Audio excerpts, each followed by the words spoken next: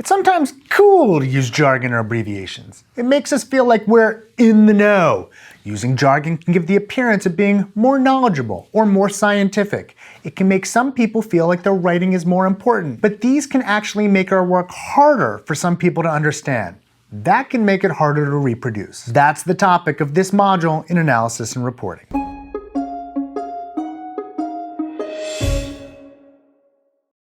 Let's start with jargon, because that's easier. Think hard before you use it.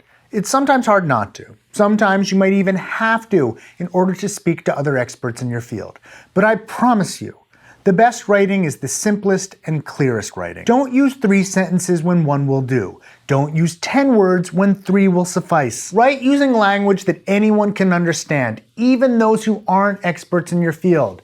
It will make your papers much easier to read. It will make them much more likely to be accepted for publication. And here's a free tip. It will make your grants much more likely to be funded too. It may even help your paper to get picked up by the media and also help them to get it right when they go on to report on what you found. People who read your papers want to understand what you're talking about.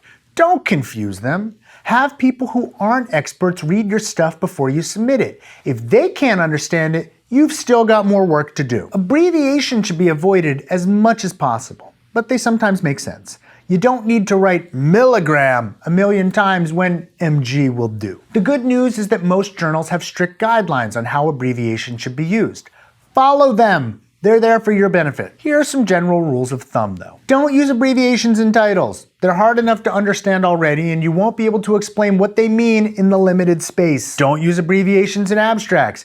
Abstracts are meant to stand alone without the rest of the text and you're not going to waste space there defining what abbreviations mean. So avoid using them there. If you use an abbreviation, you must first explicitly spell out what it means the first time it's being used. You shouldn't use an abbreviation if you only need it once or twice. You should use them when they will save a lot of space and make your paper easier to read, not harder. Use abbreviations for measurements when you're combining them with numbers. It's totally acceptable and even encouraged to write 4mg. But be super careful when using amounts that include a diagonal. Take this example. 4 milligrams per milliliter of salt was added. Did you mean 4 milligrams of some substance was added for each milliliter of salt? Or did you mean 4 milligrams of salt was added per milliliter of reagent? It's far clearer to avoid the diagonal and say 4 milligrams of salt was added for each milliliter of reagent. Assume that no abbreviation is so common that you don't need to define it. Do so.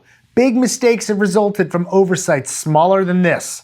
You want people who read your work to be able to understand it completely so that they can reproduce your methods in the future.